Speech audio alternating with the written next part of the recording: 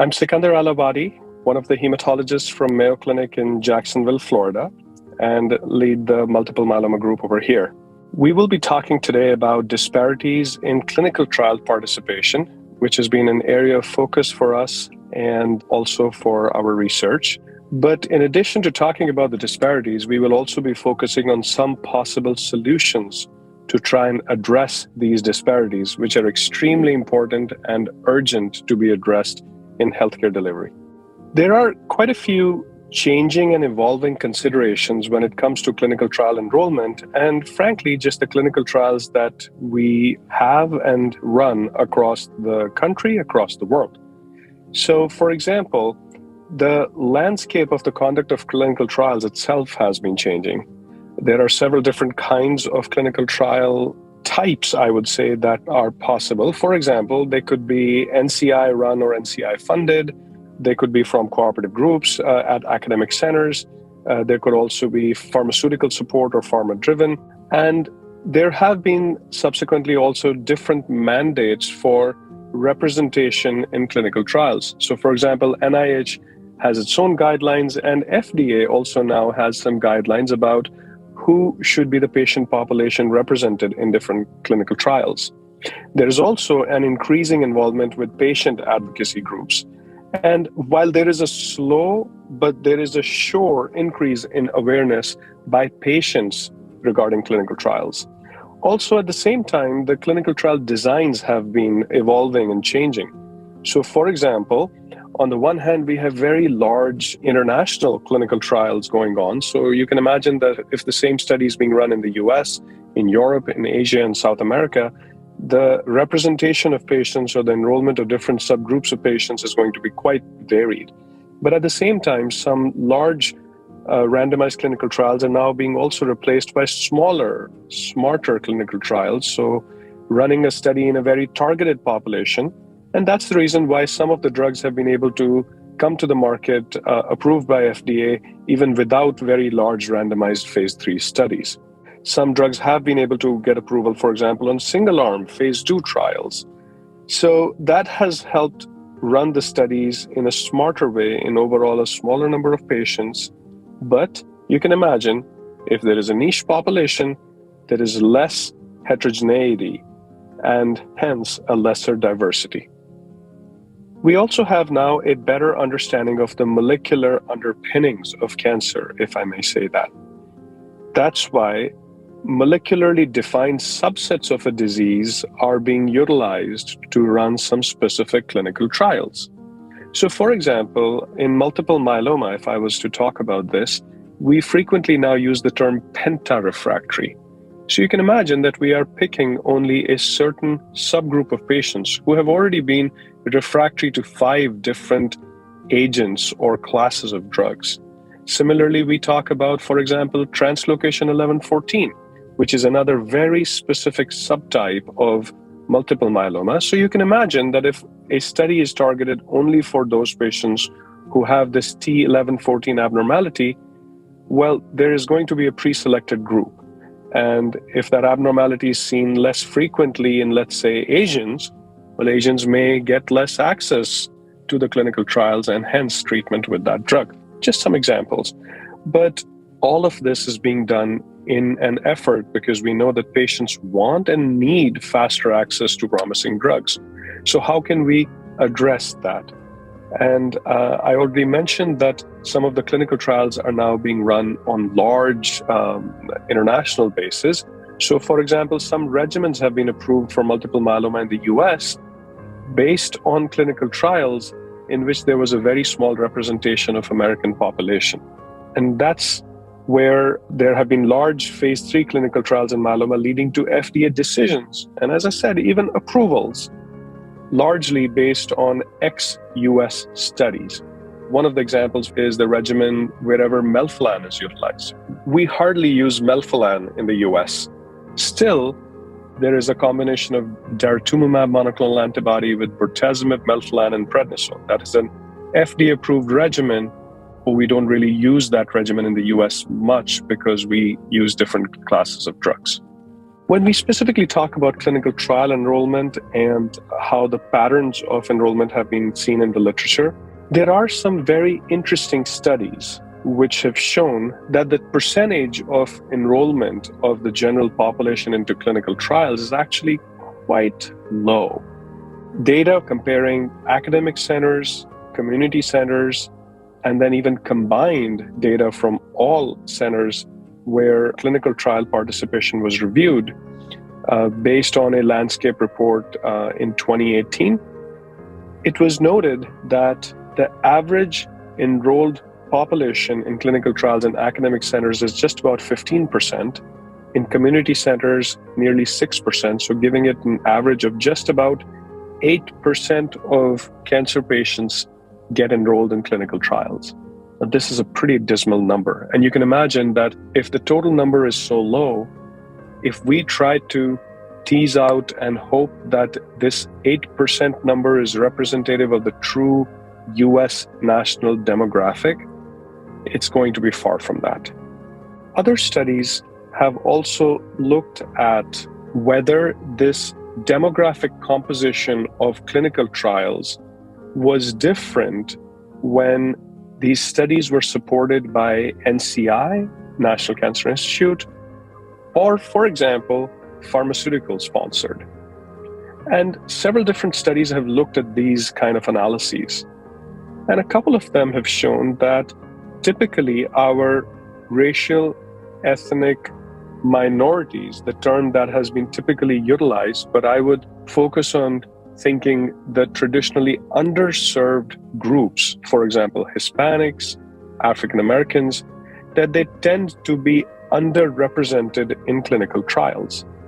Now, different studies that have looked at this, one of them looking at all NCI-sponsored trials and another one looking at cooperative group clinical trials, have shown a little bit different data. But the one looking at the National Cancer Institute supported clinical trials, all NCI trials, showed that Hispanics and Blacks were significantly underrepresented as compared to the general population in the country.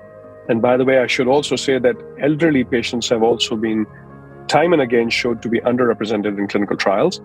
But a second analysis that looked only at the SWOG cooperative group clinical trials showed that while in that analysis Hispanics were represented similar to the general population in the country, African Americans and elderly were underrepresented again. Data that has looked at racial composition in trials supporting the US approval of anti-cancer drugs looked at studies between 2011 and 2016. And a lot of these clinical trial data was put together. This was an effort from the FDA, from AACR, to try and do these kind of analyses. And it was noted that in the clinical trials leading to FDA approval of drugs in the US, the overwhelming representation of patients was from whites, much more so than the general population seen in the US. And when we break down these drug approvals outside the US and within US, unfortunately, it was noted that in the US, the disproportionately over-representation of white population was even more when compared to outside the US. And part of this could have been because outside the US, some of the studies are done exclusively in Japan or certain Asian countries. So it seems that outside the US, the Asian patient representation is still there to a decently larger number. But I can say that Hispanics and African Americans, whether it's in the US or outside the US, have always been very underrepresented in our clinical trials, leading to FDA approval of drugs. It is important to know that the clinical presentation for cancer can be different by patient race and ethnicity. An analysis that was done and published in 2018 looked at a large population database specifically for multiple myeloma. And what we noted was that African Americans presented differently than other racial ethnic groups, in that African Americans had a much higher incidence of anemia, kidney dysfunction, need for dialysis, or increased calcium level, which can all be related to multiple myeloma. In fact, the one thing that African Americans were noted to have much less frequently was fractures or bone disease related to myeloma, and that's because of probably just a genetically higher bone density. But you can imagine that when we talk about clinical trials, they have very strict inclusion-exclusion criteria. So if a patient has much more likelihood of having anemia from multiple myeloma, and there is a cutoff that is fixed across the board for all racial ethnic subgroups, then that African American patient is much less likely to make that cut because they are going to have a more severe degree of anemia. And we also noted in that same analysis that even after the patient has been diagnosed and started on treatment, within the first year after diagnosis, African Americans were much more likely to have a more significant anemia, kidney dysfunction, need for dialysis, and increased calcium for multiple myeloma. So again, even if the patient had gone on to clinical trial treatment, there was a higher likelihood for an African American patient to have significantly more anemia or kidney dysfunction. So not only is getting onto a clinical trial is a problem, but even after the patients have been diagnosed, the African American patients in this case, for example, may have difficulty staying on a trial because they are more likely to come down with these clinical conditions that could either limit their drug treatment or potentially even get them off that treatment. Another analysis that we published in 2018 looked at all the published clinical trials between 1998 and 2011 and explored the role of race ethnicity in multiple myeloma, looking at all the cooperative group clinical trials. Over this span of about 13, 14 years, there were 9 clinical trials that met the inclusion criteria, looking at more than 3,000 patients, and nearly 3,000 patients were included in the final analysis. And in this analysis, nearly 82% of patients were whites, but there are about 13, 14% African Americans, and then only about 2-3% Hispanics. What was noted was that when we looked at patients put on clinical trials over time, in fact, when we looked at these US cooperative group clinical trials, over the years, it seemed that there was a decreasing African American enrollment in the most recent time period. Now, this was a little bit a bothersome statistic that came out of this analysis, and this study was published in 2018, where when we looked at all these cooperative group clinical trials, looking at in the 80s to early 90s, comparing that with the 90s, and then comparing that with the 2000s, it seems that in the most recent period, the proportion of African American representation in cooperative group clinical trials for multiple myeloma had actually gone down compared to the immediate previous time period. Yet another analysis looking at about 177 clinical trials from clinicaltrials.gov data, ranging from 2000 to 2016, looked at the race and ethnicity reporting of patients. And out of the 177 clinical trials that were taken, these are all multiple myeloma related studies, by the way. Out of the 177 clinical trials that were noted on clinicaltrials.gov over the 17-year period, only 78, so less than half, had reported race and ethnicity. And then an analysis was done looking at what the general population representation of those race ethnicities are and what was reported in the clinical trials. And it was again noted that for non-Hispanic African Americans and Hispanics, the proportional representation in clinical trials as compared to the general demographic in the US was significantly lower. And furthermore, what we found was that when grouping the clinical trials by industry or pharmaceutical company sponsored versus NCI sponsored versus university or academic center or cooperative group sponsored, it seemed that NCI sponsored clinical trials had approximately 10% patients as African Americans. University or cooperative group studies had 8.6%, and industry studies only 5% African Americans.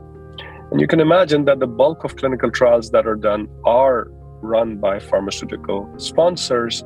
And this was, again, a stark kind of metric to see that there seems to be a different focus at that time, depending on who was the sponsor of the study and how that would lead to the representation or enrollment of African Americans. A different study, looking at the same problem from a slightly different angle, looked actually at the FDA new drug applications for multiple myeloma between the year 2003 and 2017. And this particular study, which was published also in 2018, noted that the people of color with myeloma have had a smaller increase in population-level survival as compared to whites, and that the data from clinical trials had shown that mortality is similar for people of color, suggesting that population-level differences could be due to utilization. And if a patient was on the clinical trial, there are no survival differences between African Americans and whites. So it's almost like clinical trials seem to be that great equalizer where the outcomes tend to be very similar once the patient has gone on to these specialized centers or specialized treatments. One large study looking at all different kinds of cancers was published in 2019, focusing on just multiple myeloma specific data. This study looked at all clinical trials done in the US over a span of decades. And what this study showed was that while African Americans make about 20% of the US multiple myeloma cancer population, African American representation in clinical trials leading to drug approvals in the US is just about close to 5%. These kind of studies have brought importance to the fact that we really need to develop strategies to have our clinical trials represent the true demographic of the country. And I will talk about all of these clinical trials bringing out these disparities and kind of sum that up with the most recent study in this space that was published just last year. And what we did in that analysis was we looked at not only the representation of people of color in clinical trials, but we also looked at what was the age of patients enrolled in these clinical trials. I had started by saying that elderly patients tend to be underrepresented in the clinical trials as well. So what we did in this study was we looked at the median age of patients for a particular cancer in the US, median age reported in those clinical trials that lead to FDA-approved drugs, and representation of racial ethnic subgroups. And what we found was that the age discrepancy between clinical trial population and the real world population is much higher in studies that do not report race, because we know that race itself is associated with a younger or older cancer population. So when race is not reported, the clinical trial population is even further less representative of the real world age demographics of cancer patients.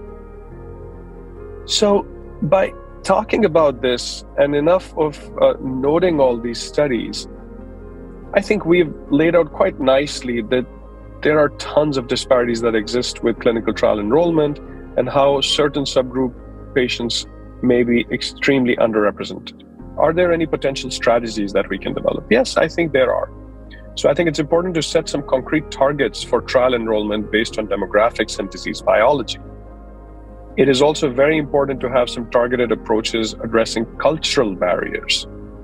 We should really consider regulatory review or publication incentives if accrual of people of color is better. So, well, what if a study is closely representative of the US demographic, and maybe that data gets reviewed on an expedited way by the FDA? These are kind of some out-of-the-box kind of thoughts, but maybe worth considering. There has to be an incentive of why the right population is enrolled. Registrational trials should specify how accrual of people of color will be optimized. I think that is extremely important to have a underrepresented population enrollment strategy in registrational trials. It is also important to pre-specify that we will be doing subgroup analyses by age and race and gender, etc. And trial designs need to be updated. So we need to address our inclusion criteria Because what if, as I mentioned, certain subgroups are more likely to have lower counts? Well, we need to take that into consideration when we decide our inclusion criteria. And similarly, it is important to focus on certain subtypes of myeloma that are seen more frequently in patients of color. I mentioned translocation 1114, that happens to be much more frequent in African Americans. So we better have our 1114 trials equally representative of the African American population. And then it is also important, as I mentioned, to have these pre-specified strategies. Well, this term of a trial diversity officer has been used, and I think it is important to have such a role and hold that person responsible for coming up with a strategy at least.